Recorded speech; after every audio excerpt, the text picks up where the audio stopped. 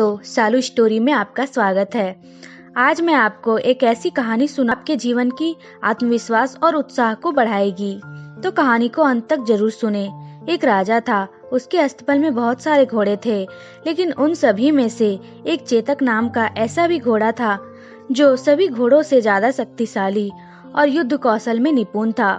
राजा हर युद्ध में उसी घोड़े के पीठ पर बैठकर जाता और युद्ध जीतकर आता था, इसलिए राजा उसे बहुत प्यार करता था। समय बीतता गया और वह घोड़ा बूढ़ा हो गया। राजा को अब लगने लगा कि शायद उसका घोड़ा पहले की तरह युद्ध में सहयोग नहीं कर पाएगा, इसलिए उसने घोड़े को युद्ध में ले जाना बंद कर दिया। अब घोड़ा सारा दिन अस्तबल में बैठा रहता या घास चरने मैदान में चला जाता। एक दिन घोड़ा कहीं दूर निकल गया और रास्ते में आते समय एक नदी मिली। नदी में कीचड़ था।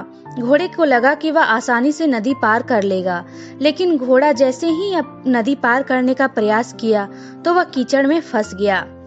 घोड़ा जितना कीचड़ से बाहर निकलने का प्रयास करता, वह उतना ही उसमें फंसता चला जाता। अपने आप को मुसीबत में देखकर घोड़ा जोर जोर से हिनहिनाने लगा। घोड़े की हिनहिनाने की आवाज सुनकर रास्ते में जा रहे राहगीर इकट्ठे हो गए। उन सभी ने मिलकर घोड़े को कीचड़ से निकालने का प्रयास किया, लेकिन वे सभी असफल रहे। लोगों ने घोड़े के मालिक का पता किया तो पता चला कि वह राजा का घोड़ा है। यह बात राजा को पता चला कि उनका प्यारा घोड़ा गहरे कीचड़ में फंसा हुआ है और कीचड़ से निकल नहीं पा रहा है, तो राजा अपने सैनिकों के साथ घटनास्थल पर पहुंचा और घोड़े को निकालने का प्रयास करने लगा, किंतु उन्हें भी सफलता नहीं मिली।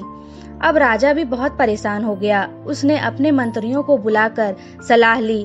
तभी एक बुजुर्ग मंत्री ने सलाह दी कि घोड़े के पास युद्ध के नगाड़े बजवा दिए जाए और आसपास युद्ध का माहौल तैयार किया जाए।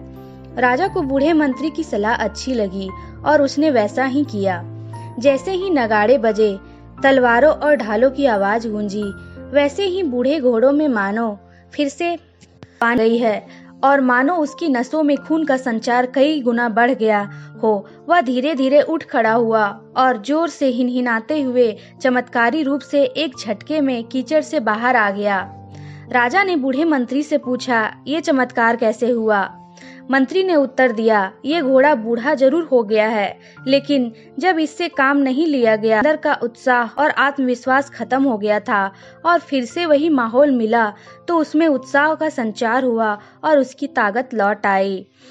राजा को भी सारी बात समझ में आ गई और उसने अपने वीर घोड़े चेतक को फिर से काम पर रख लिया।